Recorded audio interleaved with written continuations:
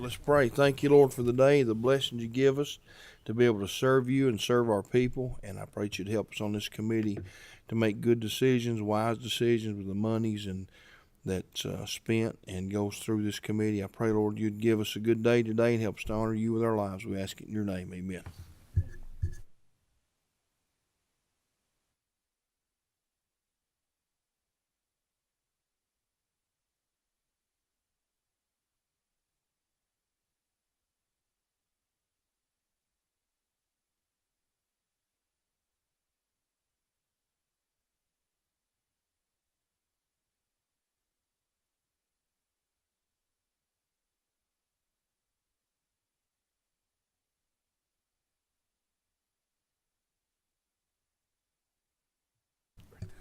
Each member has a copy of the minutes. Do I have a motion to approve the minutes? Have a motion? Second? A second? All in favor indicate by saying aye. Okay, motion passes. Today, we're going to hear,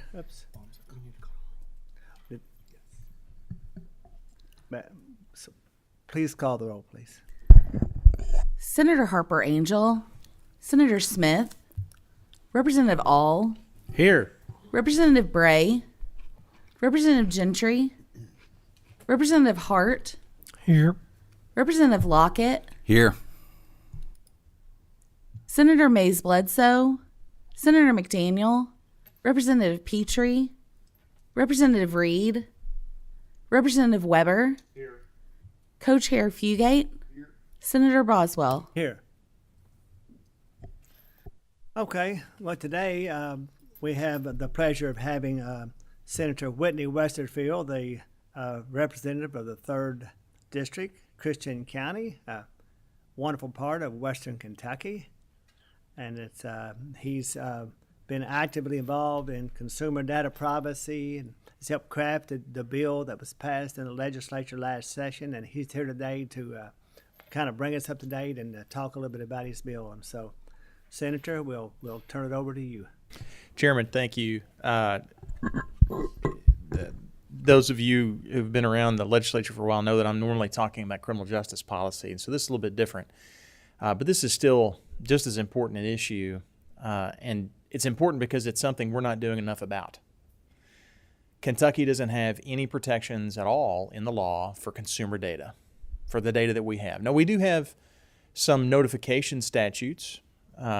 We have a bill passed in the last 6-7 years that address the public and the private sector. So when there's been a data breach, so if you've got data held by a company in the private sector, or if you've got data held by state government, there are some notification requirements we've put in statute to make sure that within a certain time frame, under certain circumstances, there's a law enforcement component to that, an investigative component to that. But there are some data breach statutes, and that's it.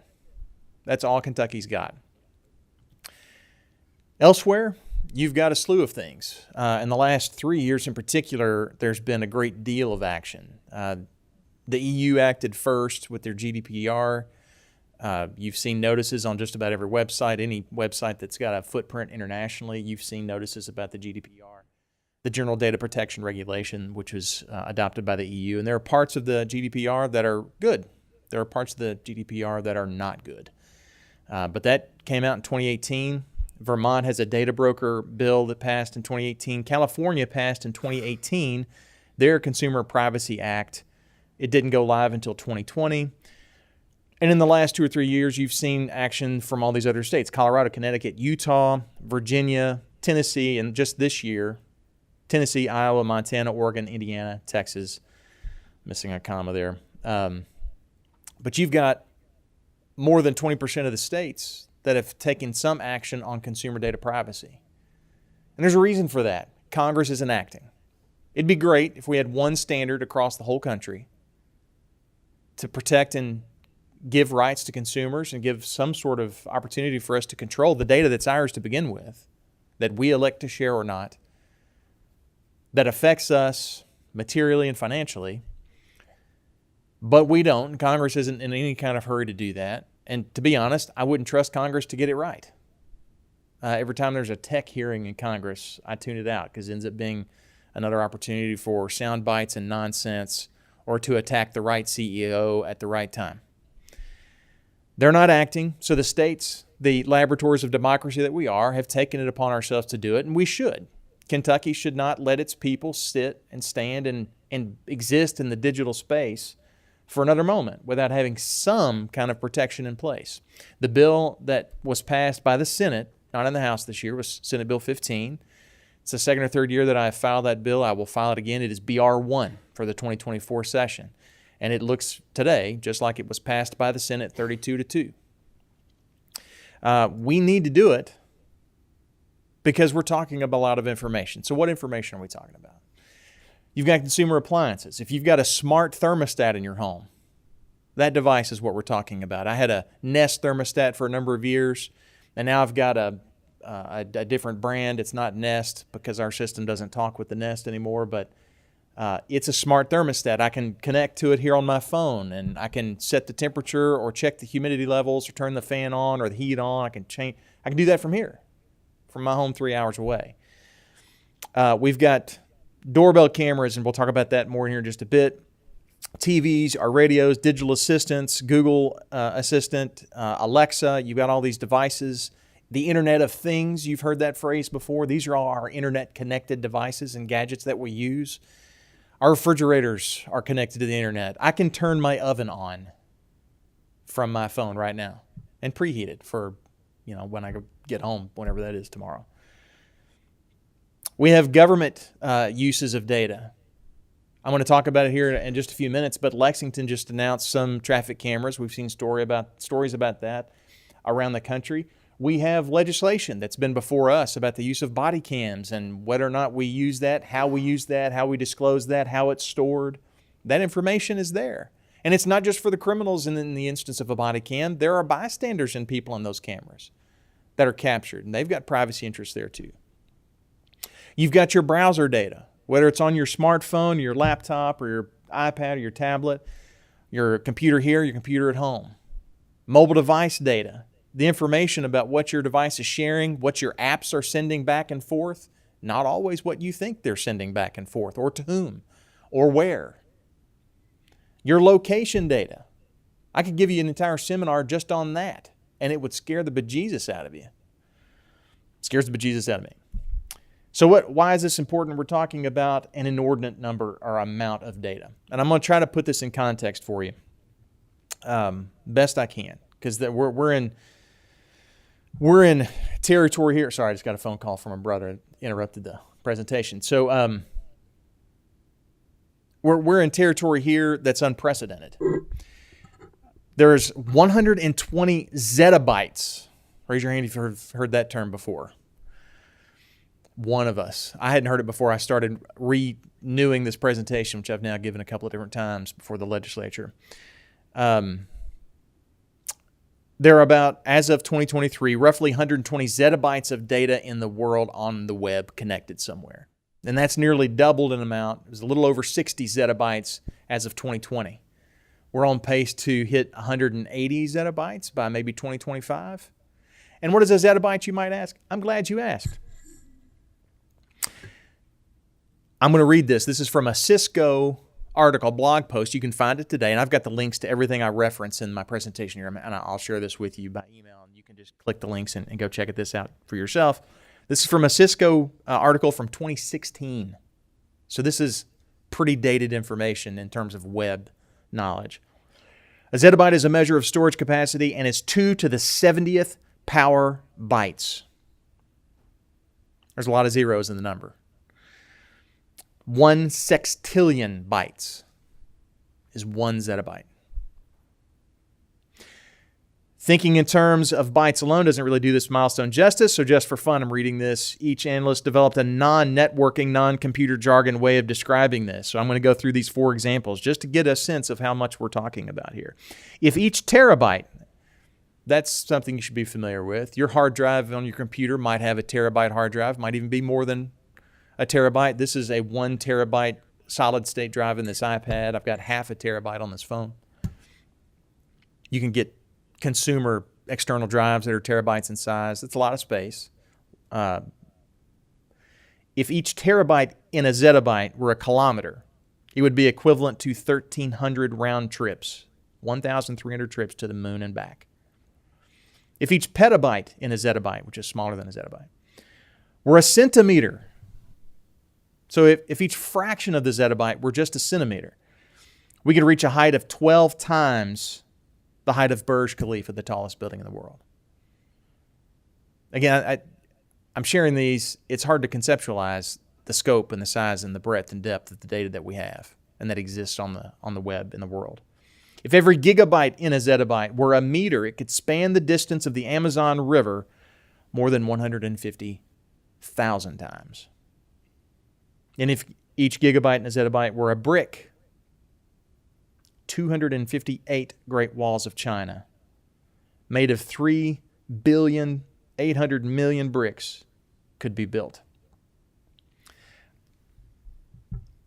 We're talking about a lot. As of a couple of years ago, there were more connected mobile devices in the world than there are humans in the world. 30 billion, roughly, and again, that's dated information, IoT devices. So the smart thermometers, or thermostats rather, the smart weather stations, whatever, the ovens and dryers and clothes washers and dishwashers you've got. Who keeps and controls the information that those devices keep and gather and share and report back? Where do they store it? Do they store it domestically? In a data center somewhere in Kentucky or in the U.S.? Or are they storing it overseas somewhere? And if it's overseas, what security protocols are in place? How long do they keep that information? Do they do anything with it while they've got it? Is it anonymized or aggregated? Or has it been anonymized when they bought it from somebody else and they de-anonymize it? I could give a whole other sermon on how different things that we purchase, and you've seen this in your own lives, the different things that you purchase end up showing and building a profile of who you are. And it's the simple things you think about. You search for boots on Monday, you start seeing ads for boots in your social media feeds on Wednesday. And that's true. But there are also patterns and things that we're not nearly as cognizant of or maybe completely ignorant of. But the companies that purchase and acquire and use this data depend on it. They know that if you buy products A, B, and C, which to us might seem completely unrelated, you're more likely to be buying a product F. Or maybe if you buy A, B, and C in October, then you're more likely to need an F or a G product in December or January. Again, they don't have to be related to us, but they know those patterns. And there's nothing wrong with any of that, and we'll get to that. But we aren't informed about that. And I think we ought to be. The risk, the sky's the limit. You've heard terms called big data.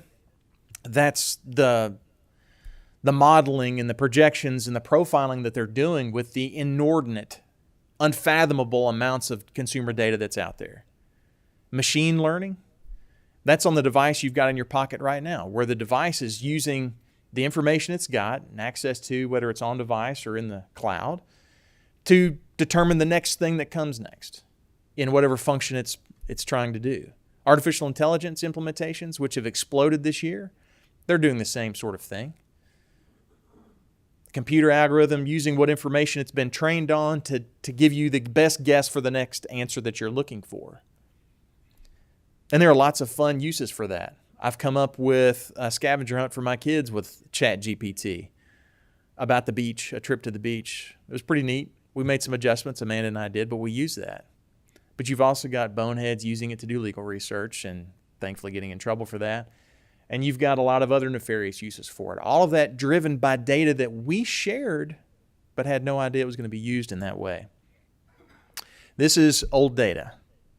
And again, I'll share this with you. You can see just how much information is being created on a day-to-day basis. How many tweets are shared, how many billions of messages are sent, and that's just with WhatsApp. I can't highlight there in the middle. 4 terabytes of data produced or connected by a connected car. We haven't even talked about cars yet. If your car is made in the last 10 years, chances are it's sharing a ton of data that you don't know it's sharing. Certainly recording data, if not also sharing it.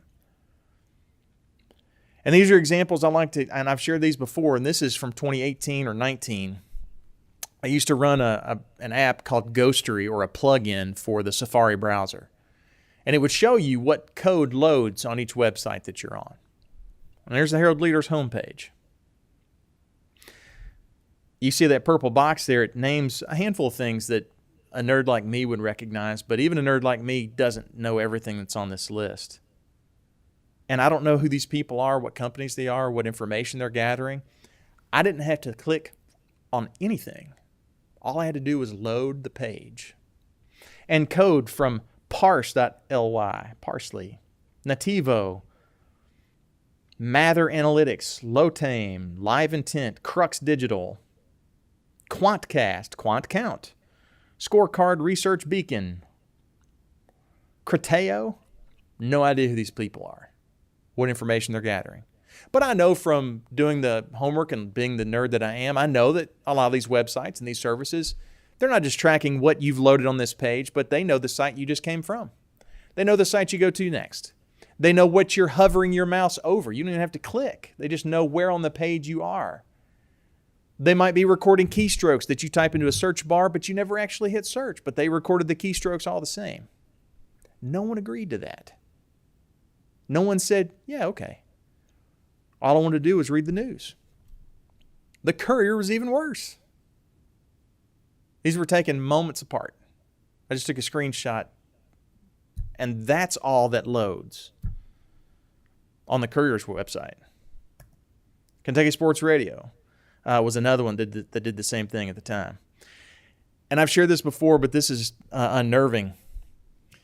Someone posed the question, or Live Mobile Insights asked the question. They wanted to know, where do Chick-fil-A customers go for lunch on Sundays?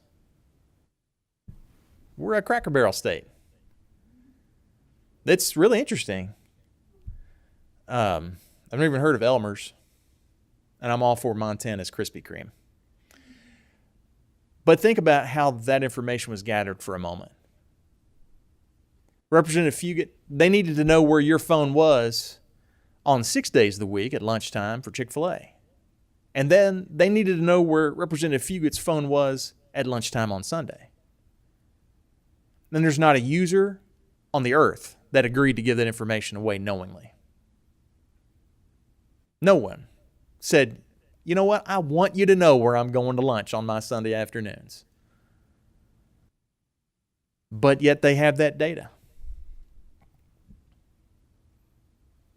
Popular daycare and child communications apps are dangerously insecure, according to newly published research, exposing children and parents to the risk of data breaches with lax security settings and permissive or outright misleading policies. That's a child care, a daycare monitoring app. And then we have these. Police can access your Ring camera footage. There's a whole, you can do a bunch of searching around the web about Ring cameras and how Ring, which is now owned by Amazon, has partnerships with law enforcement agencies to utilize and access that Ring camera footage. That's why I don't own a Ring camera. Because there are certain things that they have access to that you don't have a choice but to grant access to if you buy the Ring camera. And I thought that'd be nice. We can avoid that in Kentucky if you just avoid getting a Ring camera, except Lexington, it's coming home to roost. It's not Ring, it's some other service, but there's a story here where Lexington police is using new technology to keep communities safer. It's slightly better than the Ring camera setup because it gives the consumer either an option where we ask for your footage and you can give it, or the second option, which comes with more bells and whistles for the consumer, nice little incentive there, where if we give you all the extra bells and whistles, we get all your footage when we need it. And if you want to give that, great. But you ought to have the right to say that, and you ought to be informed about that going in. And almost no consumer is meaningfully informed about that. And look at these other stories here. Vizio makes nearly as much money from ads and data as it does from TVs. If you have a smart TV, I encourage you to not connect it to your home network. You want to plug it up to an Apple TV? That's fine. That's the only smart box I'd recommend you connect to. But all the others, including the televisions themselves, when you use the in-app smart TV features, they're not just delivering the service to you and the Netflix feed to you, they're sending back what you're watching, either to the manufacturer or to the streaming service or to both. And they can have smart pixels. They know based on this 12 or 15 or however many pixels they might use, with this certain pattern, it's like identifying a certain image. They know what you're watching. They know how long you watch it. And again, if you're okay with sharing that, fine. But most people aren't. And almost no one knows that it's being shared. Lawmakers take aim at insidious digital dark patterns. The bill I'm about to talk to you about, Senate Bill 15, is the only bill in the country that includes information or anything related to dark patterns. Most states, every other state that I'm aware of, none of the states I named earlier that I'm aware of have anything about dark patterns. You may not know what it is, but I guarantee you've encountered one, and we'll talk about that. Biometric data, there at the top, Instagram pays $68.5 million in class action settlement. That's a pitiful amount of money. And most of these companies aren't tagged with any sort of damages. Most of them get away with it. And we'll talk about this in the enforcement in the bill here in a minute. One of the biggest problems with this is that you've got to be an Instagram before anybody goes after you in the first place. It's the mid-sized companies or the big but not big enough companies that can do some of the biggest harm to people for being reckless. Google tracks your movements whether you like it or not. Tax filing websites have been sending users financial information to Facebook. Suicide hotlines promise anonymity. Dozens of their websites send sensitive data to Facebook. And just a few weeks ago, the Phillies launched Major League's first face recognition entry program at Citizens Bank Ballpark. There was a story several years ago where Walgreens was testing putting cameras on their coolers. You've been to a Walgreens. There's a little mini grocery, and they've got a wall of coolers with their drinks and other cold grocery items. And they were putting cameras and face recognition systems on those devices, so when you walked in front of it, it would light up and show you what's in there, or it would show you an image of what's on the shelf behind it, not actually open up because it was just a screen. You couldn't see through it. But that would track you, and they'd know this white male stood in front of this door for so many seconds before opening it or not opening it, moving on to the next door. Again, if you want to share that sort of information, you want to be the subject of that sort of data harvesting, knock yourself out. I don't. They're selling a product. I'm patronizing the store and I'm going to spend my money there, or I'm not. That's the end of the analysis for me as a customer. I don't want you knowing everything else about me and what I'm thinking about buying and what I choose to buy or not. And y'all, these are just a handful of headlines. Once you start paying attention to this, they're everywhere. And Kentucky doesn't have anything to protect our people or to protect our businesses in this space. Nothing. So that brings us to Senate Bill 15. The bill is not particularly long, 30 or so pages. And I believe you've been sent a copy of it, Chairman, and members have got a copy of it. But it's Senate Bill 15 from this year's session. Passed the Senate 32-2. And I want to give a couple of really high-level highlights, and then I'll be happy to answer any questions. I started with the Virginia bill.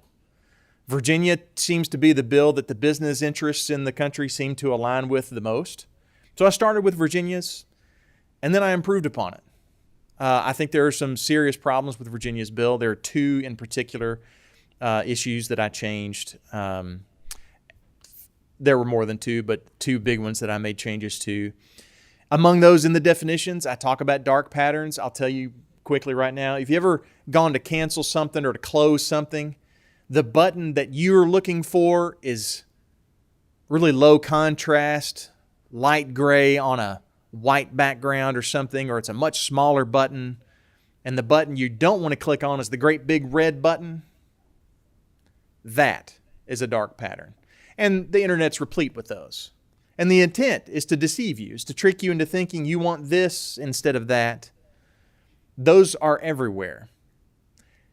We should be aware of that. Consumers should be aware of that. The law should talk about that because it's a place where our consumers, where our people, our constituents, and us ourselves are being taken advantage of. They're preying on our inattention, or they're preying on our ignorance about how they're doing what they're doing. My bill has that definition. Others don't. The exceptions in the bill are pretty comprehensive. I'm not trying to create extra work for companies. I'm not trying to double up. There are federal restrictions already in place for certain providers. HIPAA, for instance, is the easiest example. If you're subject to HIPAA, this isn't talking about you. I'm not trying to create a second level of compliance. I'm trying to go after the space where there's no protection at all right now. And so there have been, as I've worked on the bill for a handful of years now, there have been different groups that have asked for exceptions or carve-outs. Some I've agreed to, and they're in there, and some I haven't. And it's really been, do you have some protection already? Is there already some law that governs how you handle data already? If there is, I'm more inclined to carve you out of this bill. If there's not, I'm substantially less inclined to carve you out of this bill. I think it ought to apply.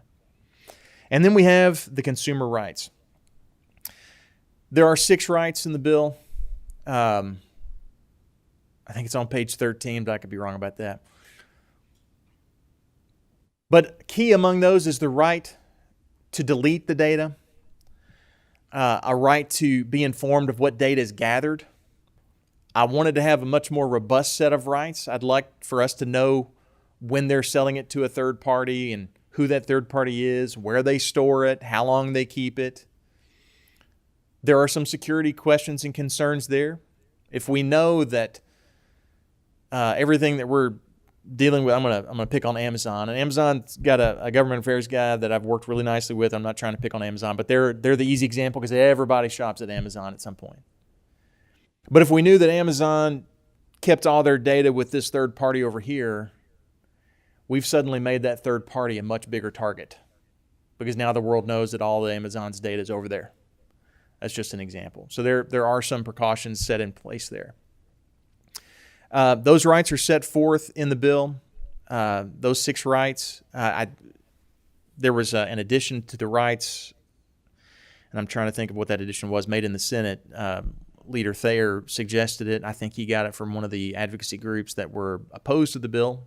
And now I can't remember what that right is, but we added it to the bill. But they're in there. And then we have the enforcement. One of the 2 biggest changes I made from Virginia to what I introduced related to who this applies to and the enforcement. Virginia, Colorado, and maybe a couple of other states have a threshold of 100,000 customers before this kicks in. I believe that is unconscionably high. I think you can have 50,000 customers and do a world of hurt to your people by not being responsible or careful with the data that you've got. You can have 20,000 customers' data, and you can do a world of hurt. I think the threshold should be 1, but I can't get that passed. I certainly can't support 100,000. And so I've tried different versions. I think the version you have right now is 25,000. That's a big company that can do a lot of harm. Now, that's the first big change. The other is the enforcement provision. What I have in here now looks like Virginia, looks like Colorado, I believe also like Utah, and is somewhat similar to California's enforcement provision, which relies on the OAG. What I wanted was something different from that. When you have pure OAG enforcement, there's a political threshold or a threshold that's governed at least somewhat by politics, regardless of the occupant of the office, Republican or Democrat, doesn't matter. We've all dealt with both Republicans and Democrats in that office. It does not matter. There's a political calculation. Beneath that threshold, the OAG is not going to act beyond the form letter that gets sent. I don't know if you've ever dealt with the consumer protection part of the OAG right now. If you've got a constituent or if you yourself have ever filed a complaint, you go on the website, you fill out the form, you send it off. A form letter is populated and mailed out. I don't know that a human touches it. That's how this is going to work. According to a study by the California AG, which I find suspect, but let's just assume for the sake of argument that it's accurate, they argue that 70% of the time that form letter is effective. sufficiently scares whatever bad actor into doing what they're supposed to be doing. I would prefer what my original version had, which was a very limited private right of action that did not allow for money damages, only equitable relief. So you can ask for an injunction. Couldn't ask for money, couldn't ask for damages of any kind, couldn't go after them. That's not a big celebration for the trial bar. It's just to protect the consumer. I couldn't get that passed.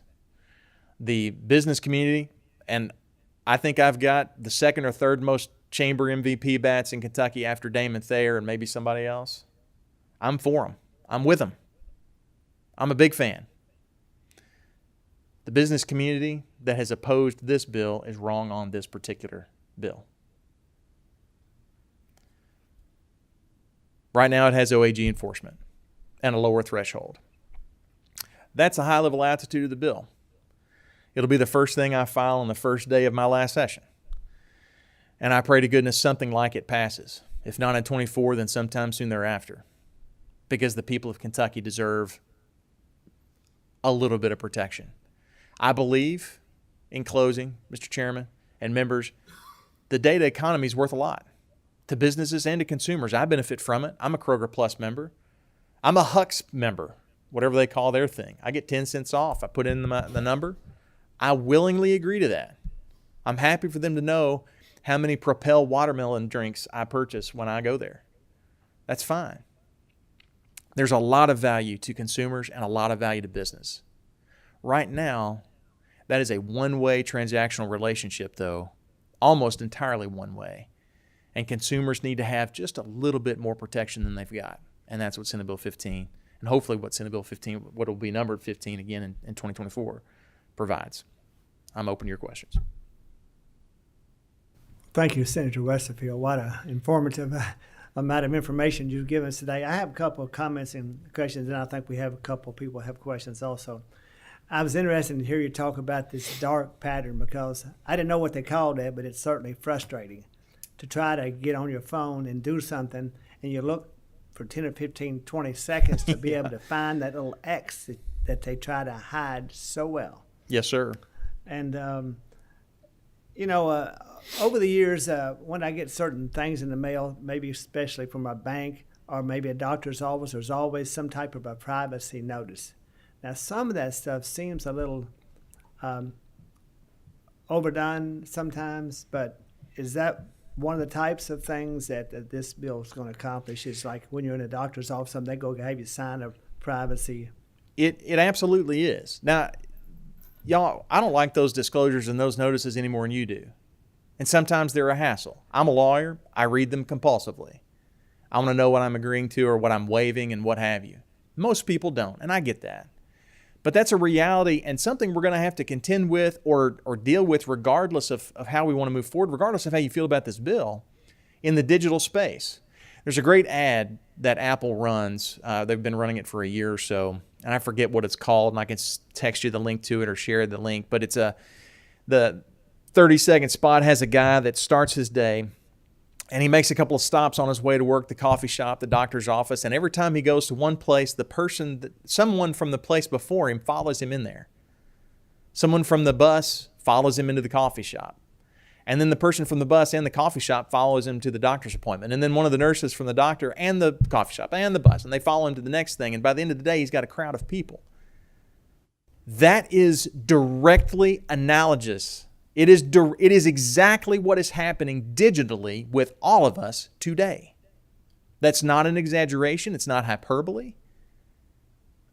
It looks different in terms of where each of us are going. But if you think the people, I mentioned this earlier on websites, if you don't think that what you're doing is not being tracked or following you from site to site and what you search for online, it is. Even when you go through the effort, and there are some provisions in the bill that require businesses to comply. If you direct your browser, say, to not track you, there's still browsers that do it anyway. There's still websites that try to do around the setting you've created. I mean, that's a true deceptive practice to me. Does it mean that we're going to have to require more of those disclosures? Maybe. Maybe it's the disclosure or a pop-up, and you're going to find that annoying. I find those annoying. But we all have to adjust to knowing what it's like to live and breathe and operate on the internet. And if we want to do so responsibly, and there are some people, Kate Shanks, I can't speak for Kate, but I can recite or talk about what she said when this came up in committee earlier this year. She talked about how she's fine with all of that stuff following her. And she just agrees to all of it. She's probably watching this. She can correct that. She might be in the audience. I don't know. Did I get that wrong? See, there you go. So you've got some people that are going to respond that way, but I think a lot of people are going to want to know what the heck's happening with the information I'm sharing. Or even back up more than that, what information am I sharing? When you load the Courier-Journal's website, you aren't expecting to share anything. When you load a certain website for news, but pick some other news source, you expect to just get information. You have no idea that you've just shared your device, your IP address, possibly where you came from on the web and where you go to next, what keystrokes and things that you've searched for and typed in, none of which you consented to or were given a chance to consent to. So I don't know what those disclosures need to look like. What I do know is that you've got companies that have lawyers that aren't nerds and they're telling them to make sure you check every box and let's be over and abundant and cautious to make sure we can't be sued for this, that, or the other. I think you could probably do it with less intrusive means. But the reality of living in the digital space is that we're going to have to find a way to give consent. We've got states right now contending with how to verify one's age. And I appreciate the intent. I do. I don't want children getting on adult websites. I don't want children getting on Leader Thayer's Senator Bourbon website and buying booze. He doesn't either.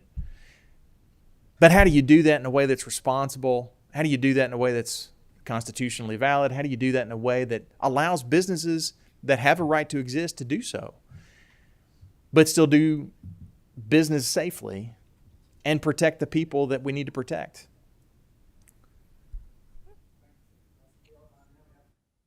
We have a couple of questions. First, Representative All.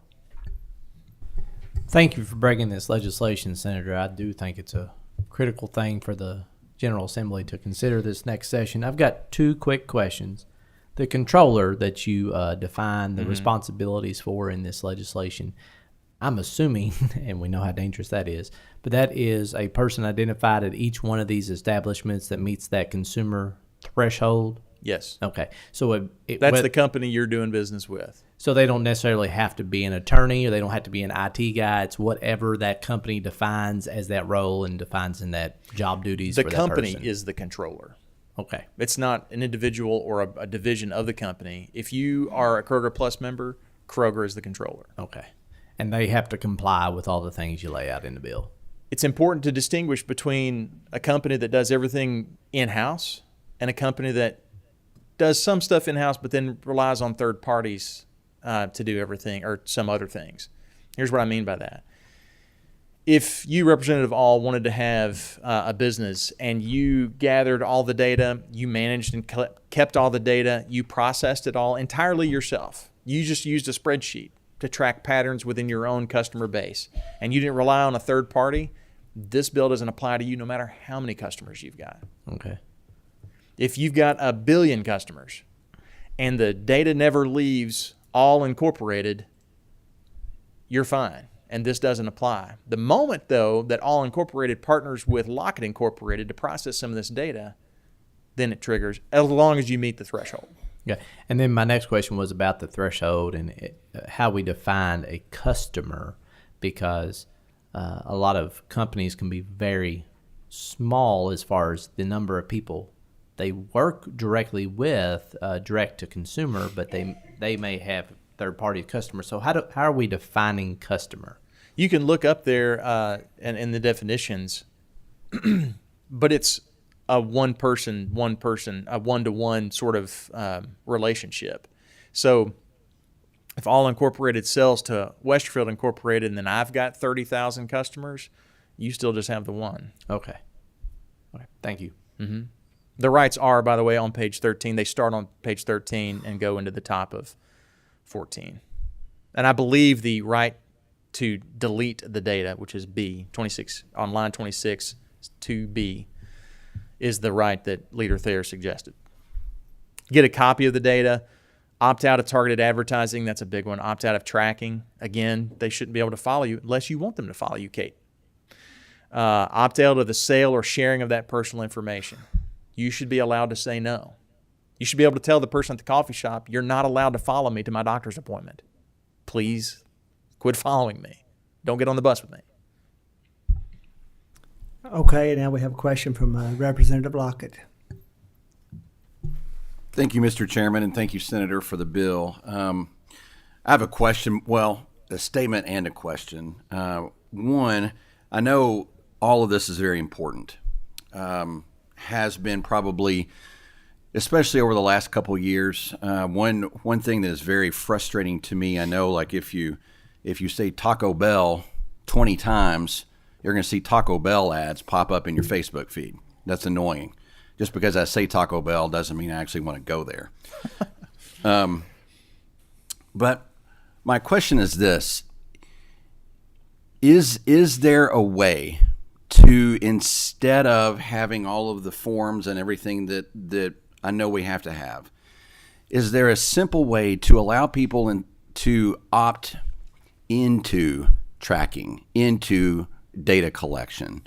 In other words, if I go into a coffee shop and I get a pop-up on my phone because I know my phone knows that I'm at the coffee shop, and it says, do you allow X coffee shop to use your data? Yes or no? What prevents us from having that sort of a system to where a consumer must opt in rather than having the sort of system that says the companies collect whatever data that they want, regardless of if the consumer wants it? And if the consumer doesn't want it, they have to go through this whole list, go online, opt out, all of this sort of thing, which to me, honestly, is nonsense. I don't want my data shared. But there are some things that I would opt in for, whether it's Kroger Rewards, whether it's, whatever the case may be.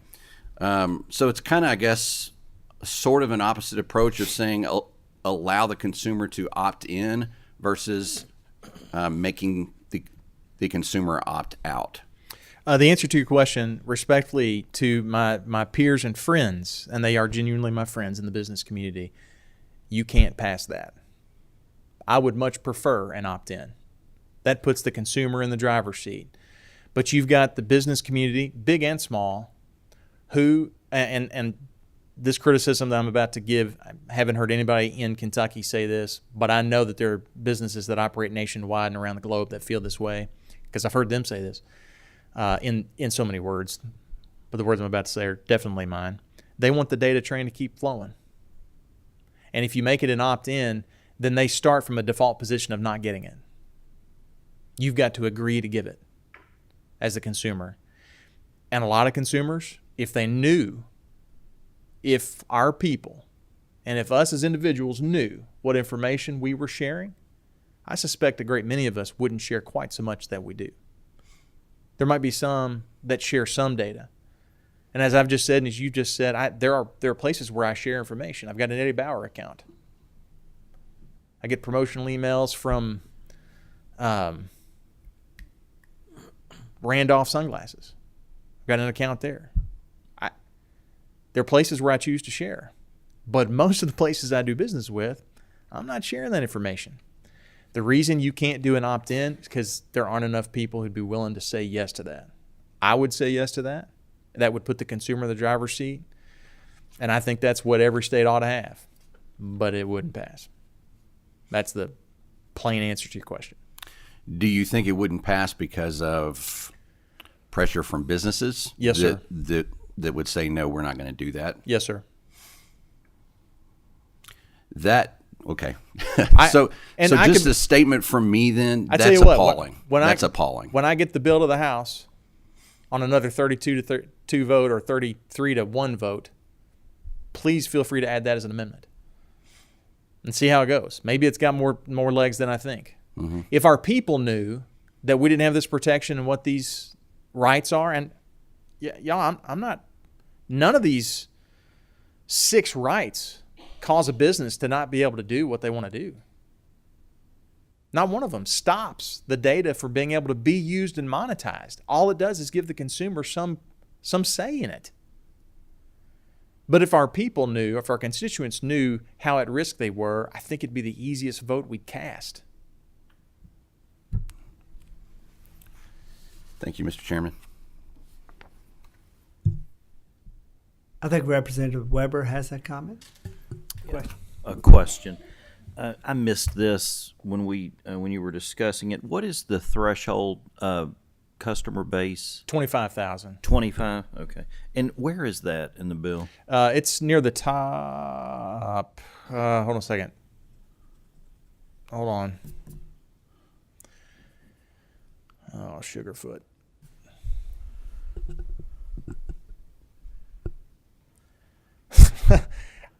I will find that and tell you that as soon as I find it and can tell you that. Can you, Mr. Chairman, if I have permission for another question? Yes, sir. So earlier you, Senator. Sorry to interrupt. Section 2, page 9, line 9. All right. Thank 1A in section 2. All right. Thank you. Earlier, when you were discussing the bill, you had mentioned that you would like that threshold to begin at 1. Yes, sir. So can you, and you may have shared this, and if you did, I apologize for not catching it. Can you give me some feedback on how you arrived at the 25,000? It was a compromise number that I pulled out of thin air. Okay. The 100,000 was a negotiated number in those other states where I'm not elected to serve and whose people I don't represent. But 100,000 is unconscionably high. I said that it should be 1 because it should. What we're asking for in the bill is not overburdensome. So when you hear complaints that this calls for a whole new cost to businesses, that's baloney. It's absolutely bogus. With respect to every one of my colleagues that says so, it's bogus. What we ask for in this bill are table stakes for anybody that wants to collect data. Now, if you want to run a business and you don't want to collect data other than to do the transaction, this doesn't apply to you at all. We're not requiring business to collect anything. But if you're gonna, and that's perfectly fine, this is the bare minimum you should be responsible for doing. And what we ask for in the bill really is a bare minimum.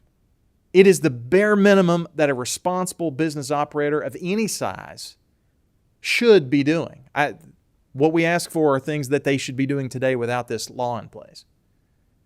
So the threshold should be 1, in my opinion. And I suspect there will be a day when the threshold is 1. That'll come legislatures down the road when people finally realize just how dangerous data is and how valuable it is and how much we need protections. But I picked 25,000 to compromise. I think 25,000 is unconscionably high, but it's better than 100,000.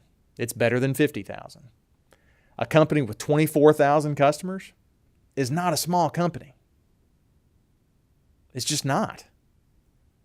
It could be a big, decent-sized regional company that we might represent in our districts. If they're going to collect data, this is the bare minimum to ask for. Yes, sir. Well, Senator Westerville, thank you so much. I mean, I can't even begin to fathom how much work you have put into this bill, and I want to thank you for that.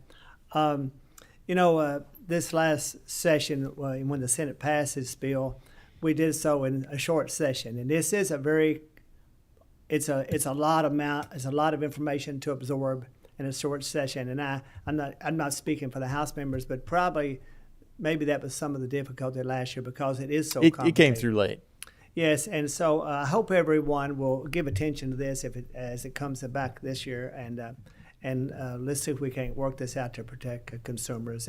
But we need to hear all sides too, including from the business community. Of course. And so also our next meeting will be October the 18th at the same time, 9 o'clock. Thank you so much for your attendance, Senator Westerfield. Thank you, Chairman. Thank you, members.